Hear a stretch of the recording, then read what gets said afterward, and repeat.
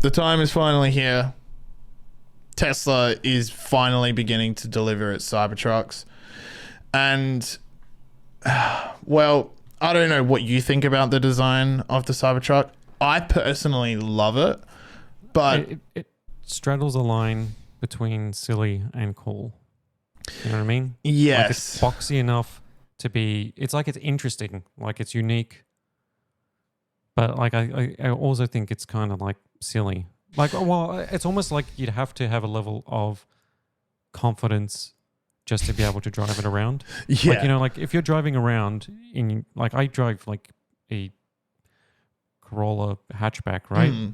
It's a decent car. Like, you know, I mean... It works. Gets you from A to B. Yeah.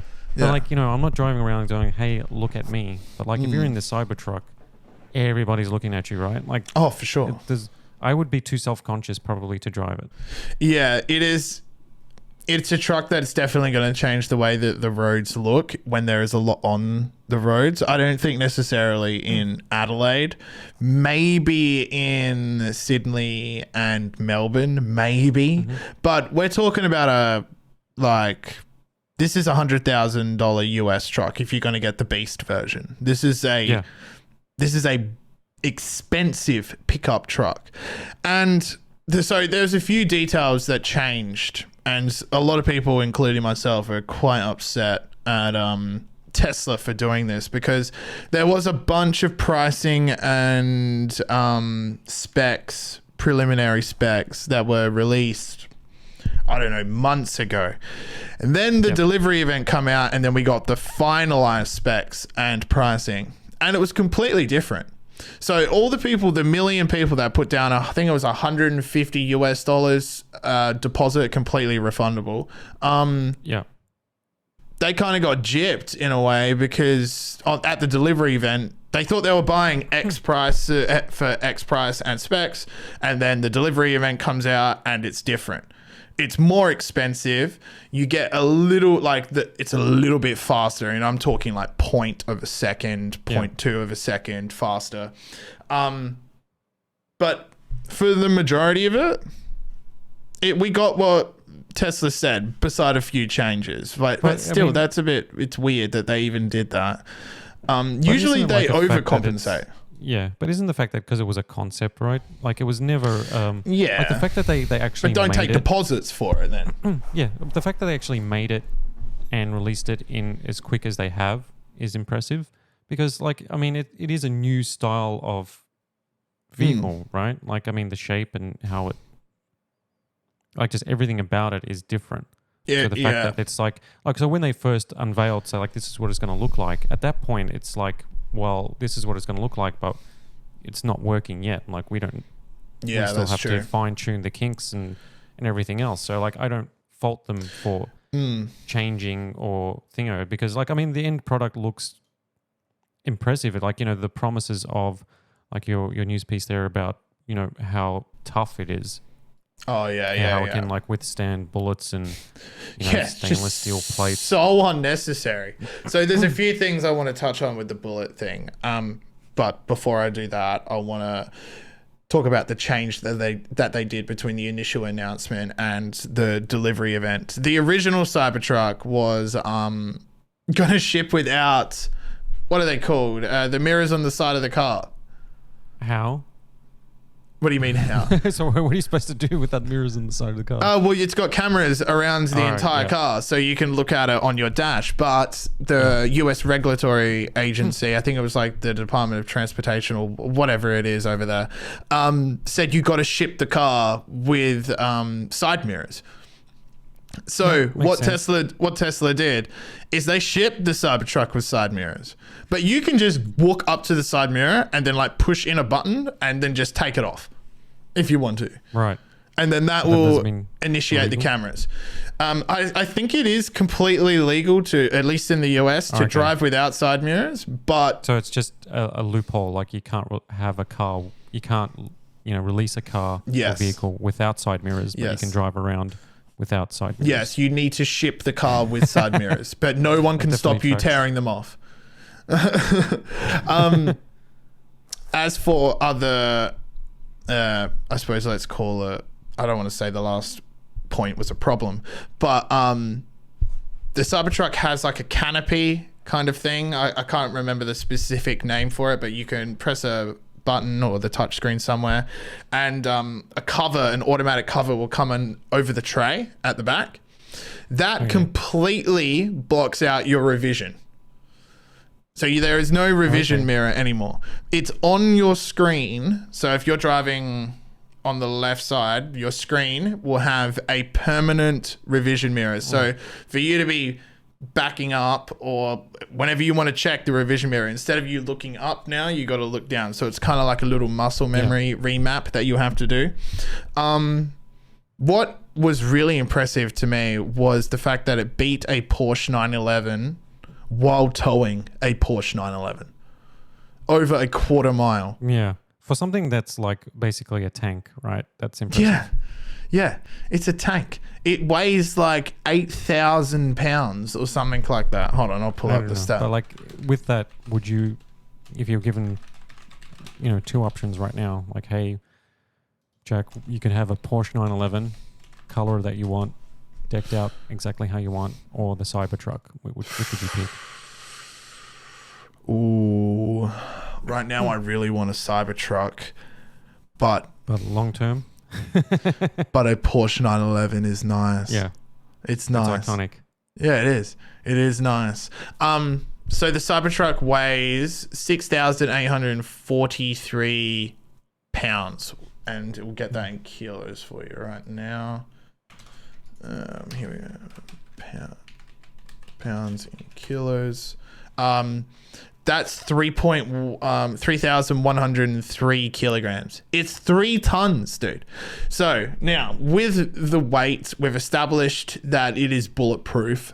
It was tested with a 45 caliber Tommy gun. Blocked all the bullets. 9mm Glock blocked all the bullets. There was no there was no penetration. There was some penetration on the buckshot from I think it was an M4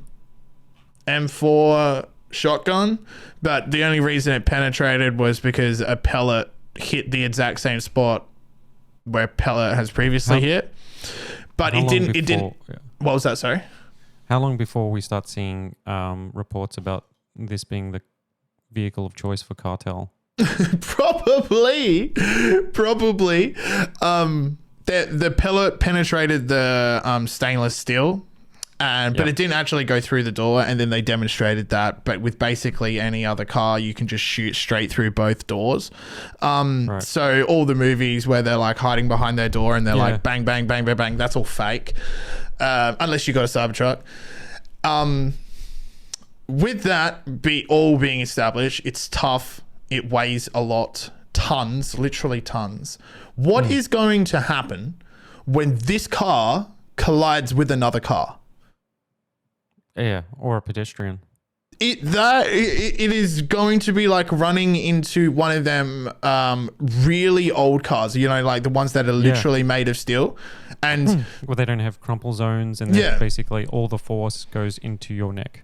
Yes, essentially. So because we're not going to know this for quite some time, because I think they're delivering, I think they plan on delivering, I think it's 25 or 10 or something like that. It's below 50 before the end of the year, but then they're going to exponentially ramp up production. We're not going to know until there's probably 10,000, 50,000 Cybertrucks on the road before we start to see, okay, this one got in a car accident. Here's what happened.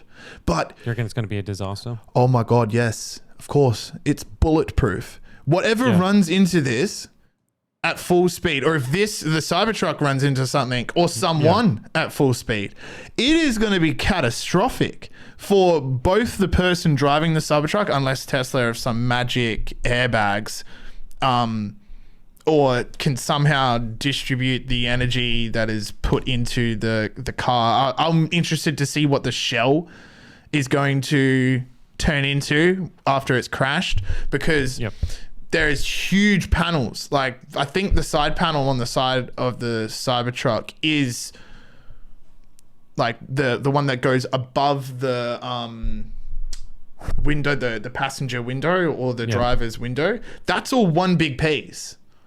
Oh, okay. So it's like it's not very disjointed besides the doors and stuff like that. So when this hits something and it's traveling at, I don't know, 100 Ks an hour or even 60 Ks an hour, oh my God, Kostya, it's going to obliterate. Imagine if that hit your Corolla. Oh, it'd be over for the Corolla. And you. And me. You'd be done. You'd be hit by a tank that is silent and can do like 0 to 100 in like 2.9 seconds, 2.6 seconds. Yeah.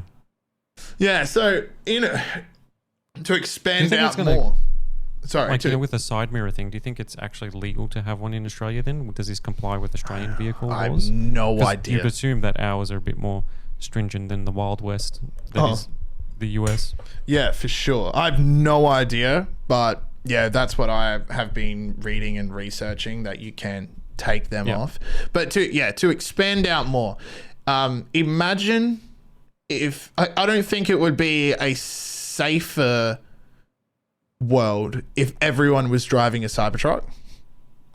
No.